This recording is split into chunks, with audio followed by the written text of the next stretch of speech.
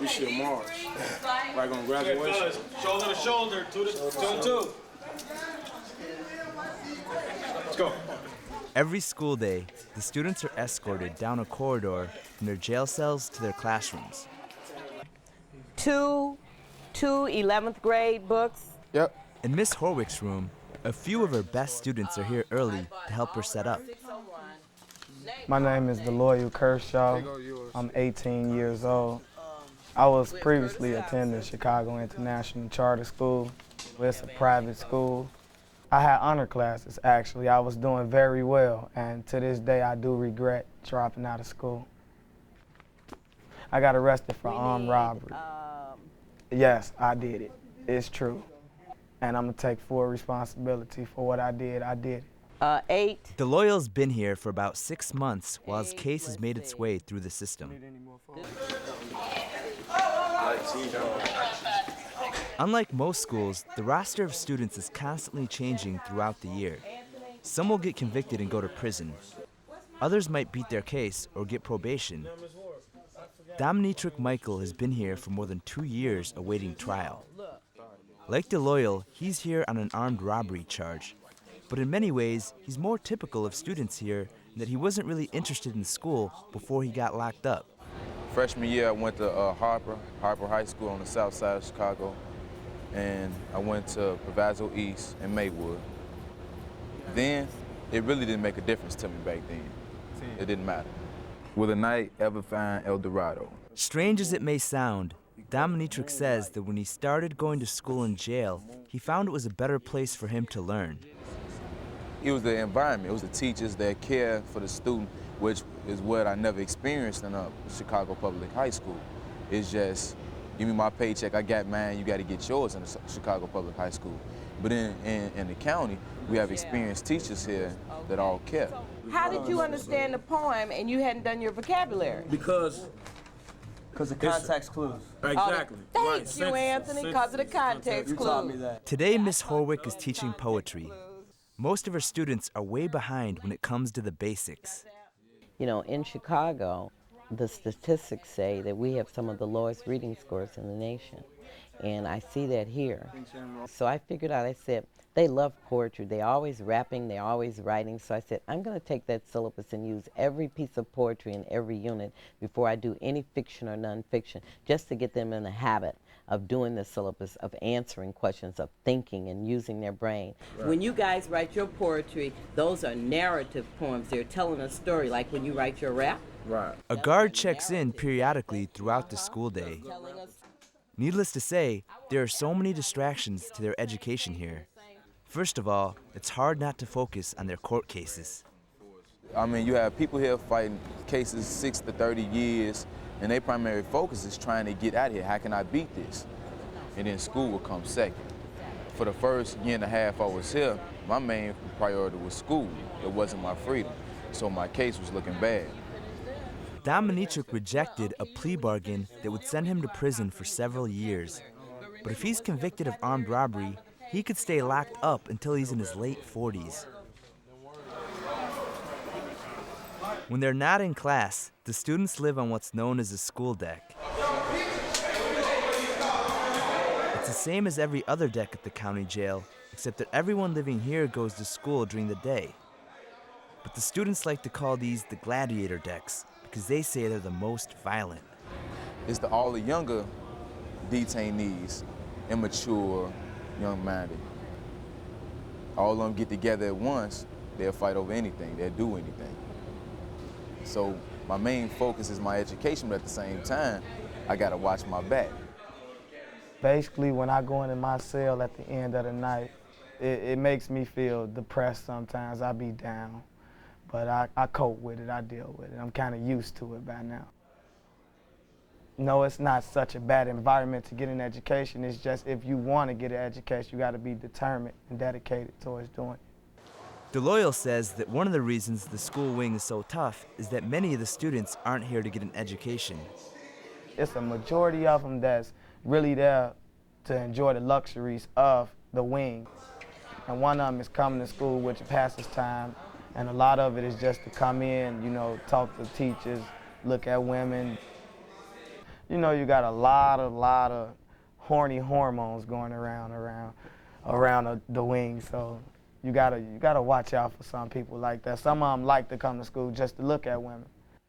They sign up for school to get off the deck because they live in a little cubicle. That's initially what they sign up for. So when they come here, you have to have a really good program to interest them so they just don't sit around and do, you know, nothing.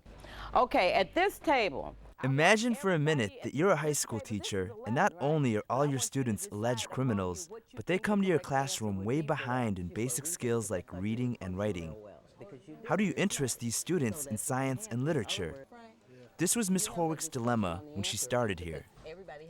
The boys were wild, they were unruly, they didn't particularly do, you know, what you asked them to do. And then I sat down and I just talked to them. I said, listen, you would tend to think that I don't know anything about your background or your life, but don't, you know, go by what you see. Because you don't frighten me, your cursing doesn't bother me, I'm not gonna go away because I'm gonna get this money. That's what I told them. I'm gonna get paid and you are not gonna take that away. If I decide that I don't wanna get paid, that's when I'm gonna leave. I said, but you're not running me out of here and I'm not going away. I had to figure out what can I do just to get these guys to sit down and listen to me. Huh? Well, you were asking me, I don't know. I'm sorry. Okay. Ms. Horwick decided to let the students be themselves. She let them listen to music and even dance. And then she did something unusual. She decided to incorporate horticulture into everything she teaches. I'm going to teach them to nurture and love and grow. Because the majority of the students that we have not touched soil. They didn't grow up where there was grass. They didn't grow up where there were trees. They know nothing about how the food is produced or, you know, anything about what's going on with how they're surviving. Now she even has a garden right outside the classroom where the students are growing fruits and vegetables. These students' interest in nurturing their plants is not what you might expect from young men accused of serious crimes. See, each student has their own individual plants. And every day, 20 kids or 30 kids run in here and they lift up these plastic things and their plants have their names on it and the name of their plant, and they always come in to see who's watered their plant, who's touched their plant. They don't want anybody to bother it. I'll say, you know, like, you got to get out. You got to go to your class. And they'll say, I got to see about my plant. Please, Ms. Horwick, I want to see about my plant. I just want to look at it. That means they were thinking about that plant that night. In order for them to be interested in running in here and saying about it, it's their baby. It's a lot of quiet time, and it takes me away from jail cells and floors. And it gives me a chance to just relax, get my mind together, and do some work, accomplish something positive while I'm here. This school has done a lot for DeLoyal. His teachers say that when he first got here, he was really depressed. He was fixated on the armed robbery charge he was facing and the effect his incarceration was having on his mom. DeLoyal's brother was killed by gunfire about 10 years ago, so he's his mother's only remaining son. I feel blessed because I got my mother. It's a lot of people on my deck that don't have their mother. And yes, I talk to her a lot. I call, she uplifts me, she comes see me, she put money on the books. So yes, I love her to death.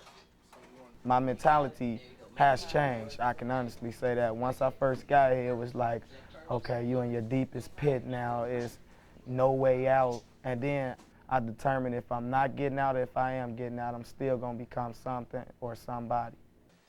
Dominitrix says this school has helped them undergo a similar transformation. But at times, Dominitrix and DeLoyal seem too good to be true.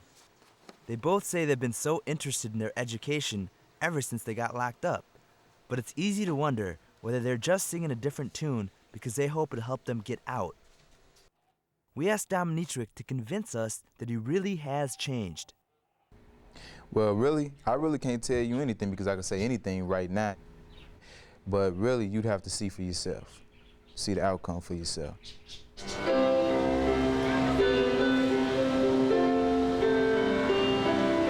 Every spring in the gymnasium at the jail, York High School graduates about 30 men and women.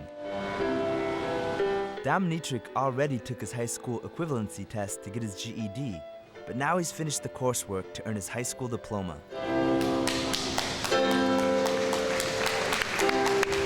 One of my friends that's on the wing that I'm on, he was supposed to graduate as well today, but he decided not to come. He said that it was an embarrassment to graduate in the Cook County Department of Corrections, being incarcerated and graduate.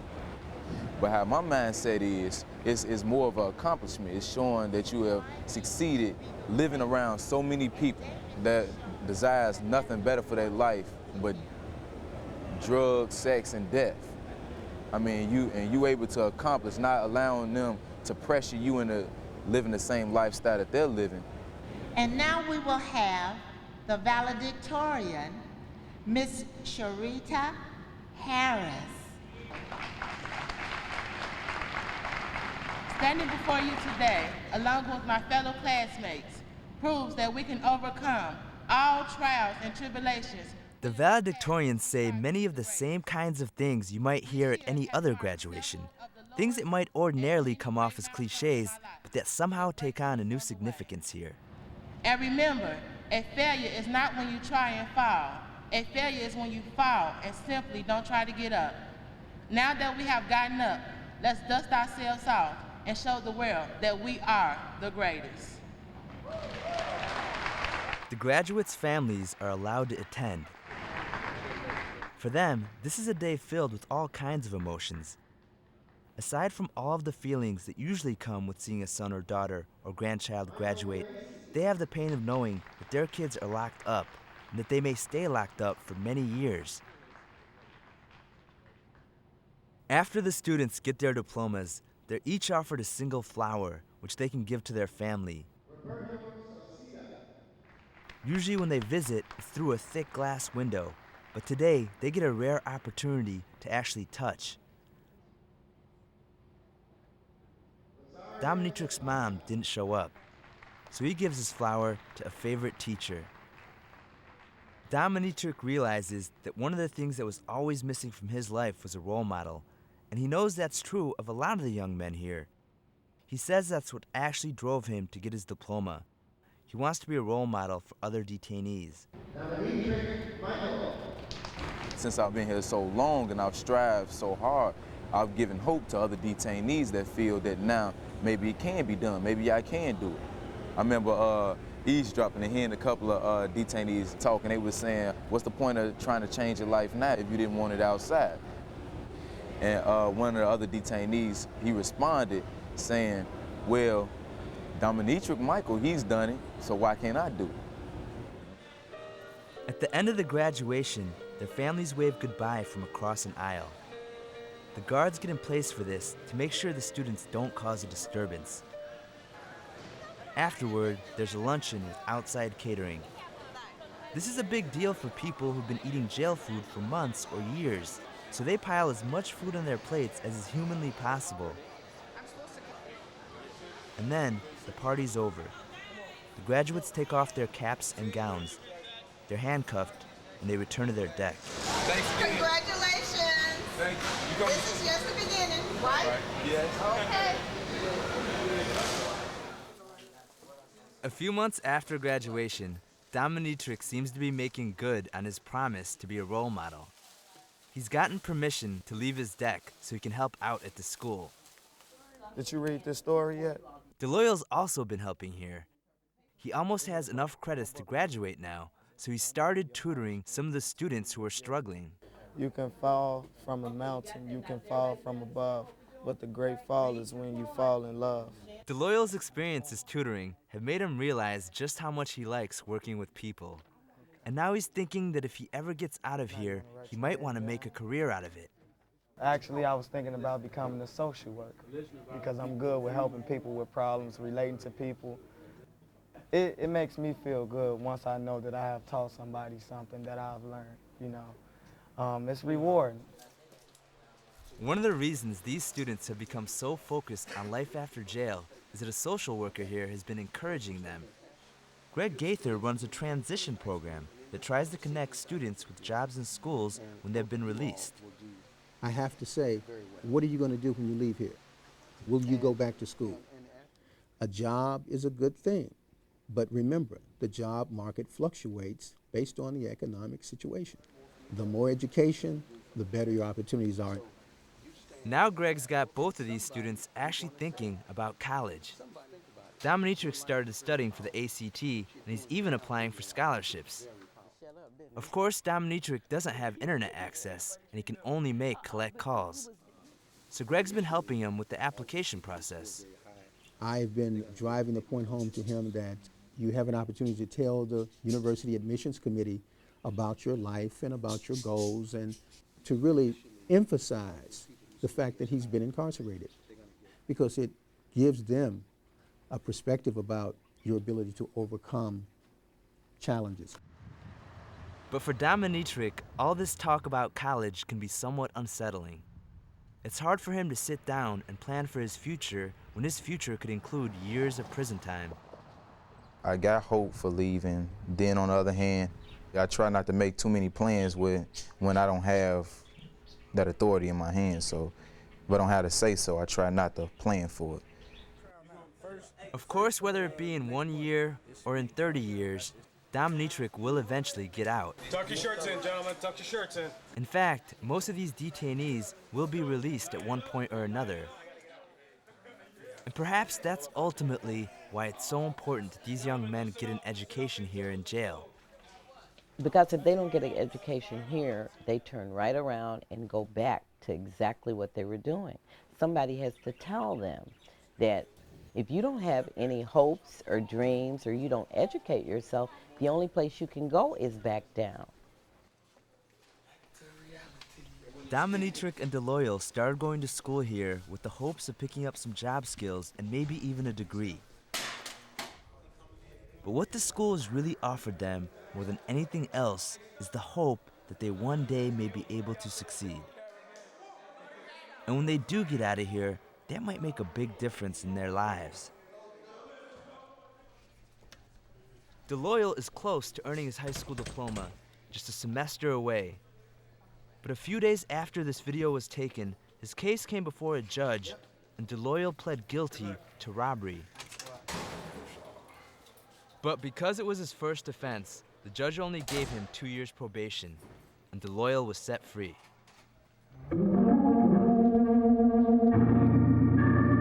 He celebrated his first Sunday of freedom at his childhood church. That school brought me back to life. I honestly think it brought a dead soul walking around back to life. The teachers, they were so protected, and they seemed so concerned about my future, and that showed a lot. People that I haven't even known this long, they care that much about my future. DeLoyal's mom and his sister are nurses, and now he's hoping to follow in their footsteps. My plan is to go to college, become a registered nurse, and basically just sort out my priorities in my life. So I get myself together, I dress nice, and I talk proper, try to get me a nice job. And I think it'll work for me if I continue to be persistent. DeLoyal's a free man with a GED and the prospect of a career. And yet just months ago, he committed a violent crime against someone. We asked Dominatrix about this on his graduation day. We asked him why alleged criminals should be allowed to enjoy the freedoms of a graduation and gardening and an education in general. Why should they be given these freedoms when they've been accused of committing crimes that have hurt people? Let it go back to this right here. I got this DOC on. That's Department of Corrections. Now the sole purpose of it is to correct a person that has been detained for said crime. Now, in my opinion, if you're trying to correct them, you're trying to help them, trying to improve them, then why not help them with their education? Why not try to improve them in a mental state?